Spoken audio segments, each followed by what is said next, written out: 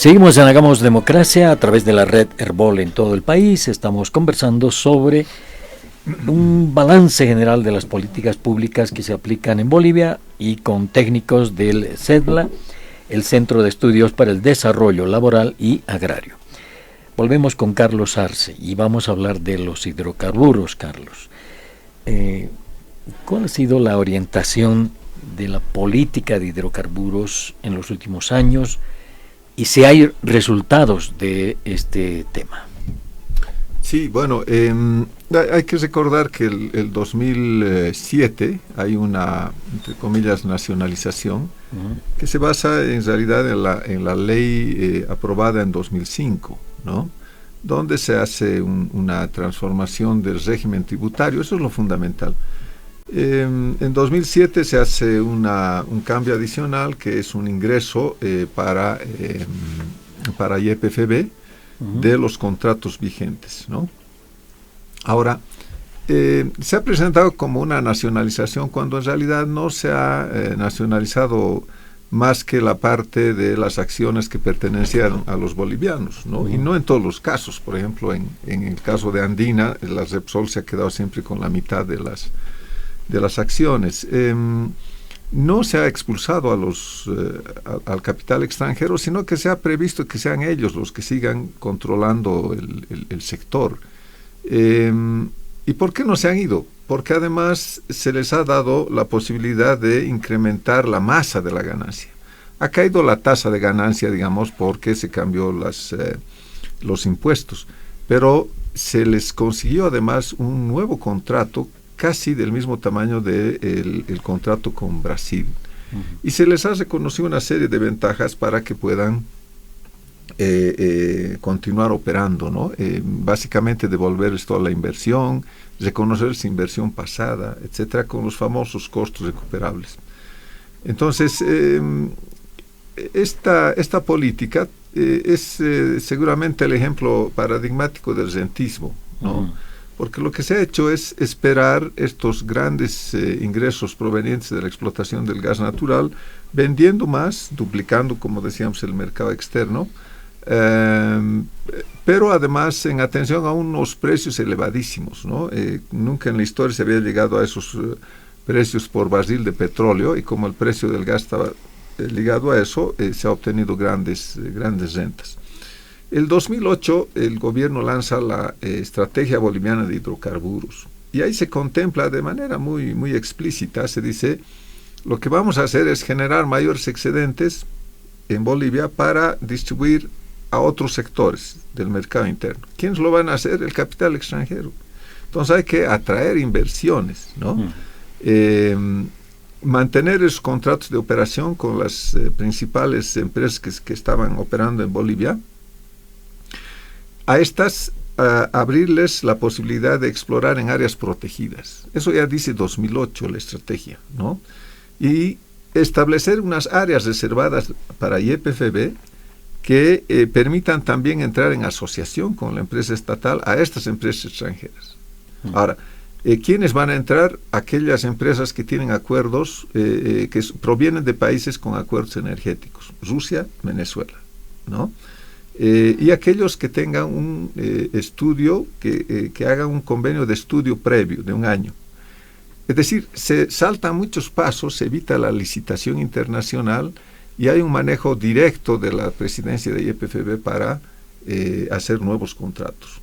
Entonces, no es que era una política basada en el protagonismo estatal, no, era el capital privado extranjero, ¿no?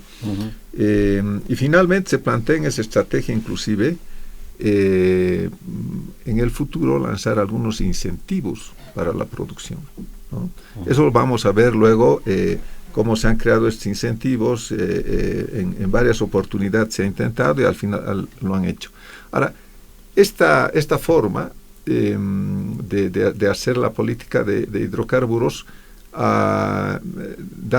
otorgándoles ventajas a las empresas, se ha dado fundamentalmente bajo un esquema de Petrobras, ¿no? Petrobras como la gran empresa que aprovecha los recursos, establece un mercado, inclusive financia el gasoducto, etc.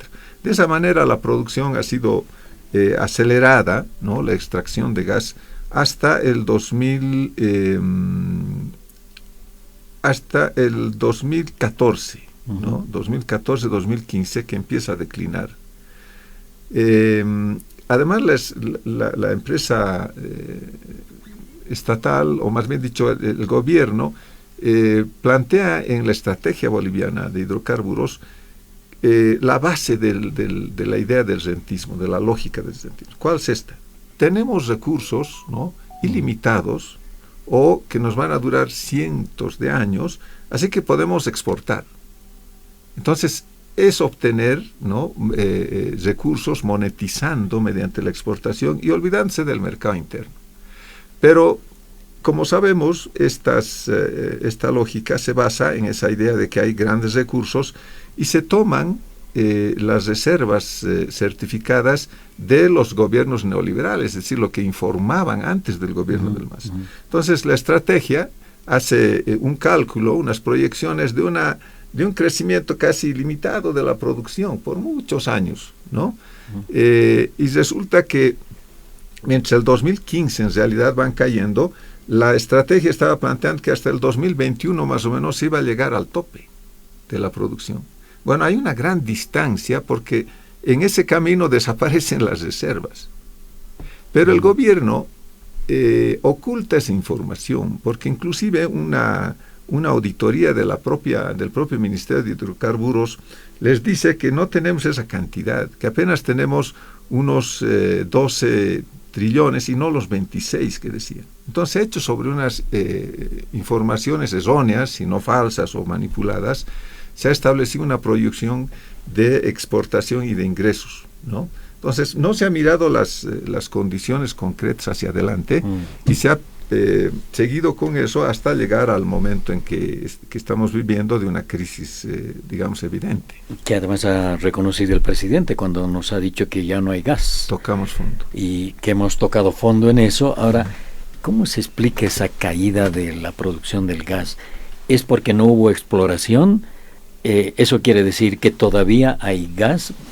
Porque nosotros, Bolivia, es un país gasífero sobre todo, ¿no? ¿Cómo se explica eso? ¿Cómo fue que no hay gas? Bueno, primero que se había partido de esas reservas, ¿no?, muy altas, muy elevadas.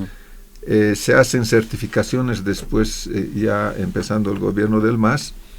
No se aceptan los resultados que se les da la certificadora y se posterga la certificación hasta el 2009. Y el 2009 nos dicen, bueno, no tenemos los 26 trillones certificados de probadas, ¿no?, de reservas probadas, y solamente tenemos 9.9.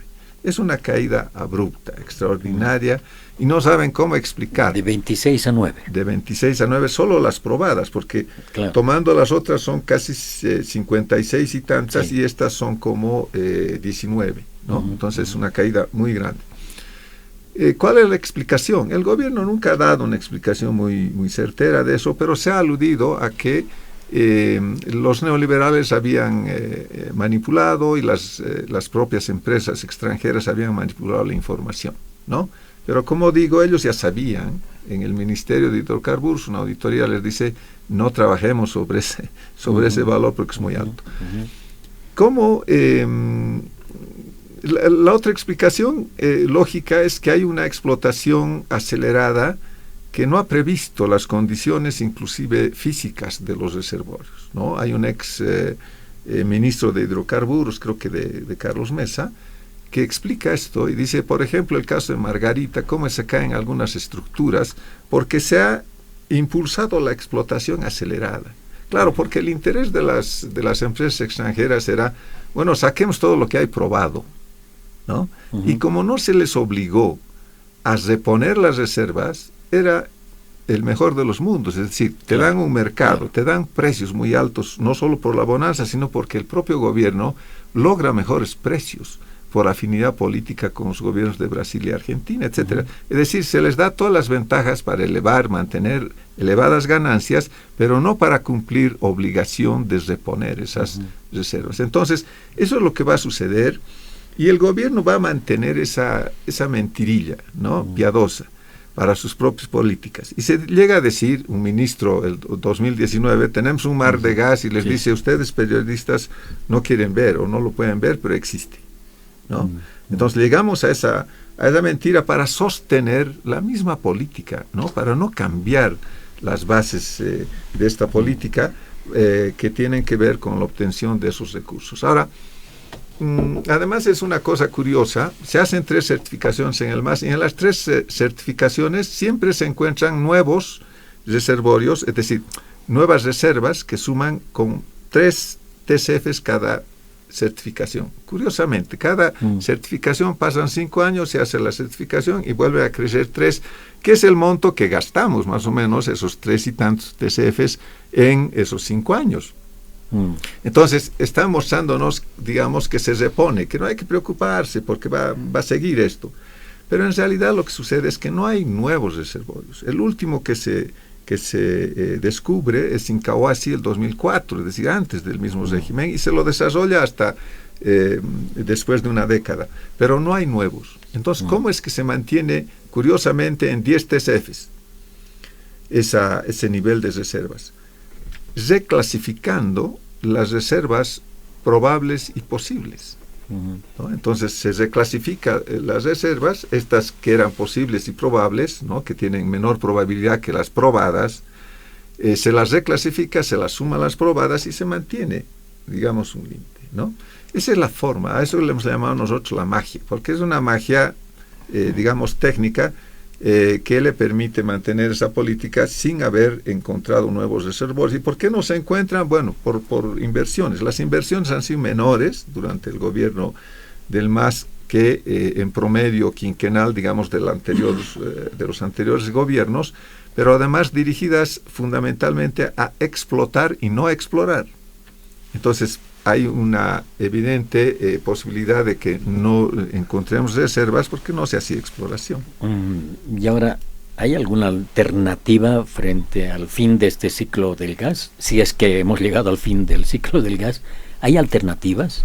Por todas las señales es un ciclo del gas finalizado, ¿no? Es decir, ya no vamos a ver un Estado financiado con esos recursos, no vamos a ver esa actividad en esas regiones. Muchas regiones como Tarija, por ejemplo, ya se están quejando de que, bueno, no les dejó nada, que fue más o menos como la minería con socavones vacíos, en este caso con campos vacíos, con alta contaminación, etcétera, pero sin recursos por la forma en que se utilizó la renta.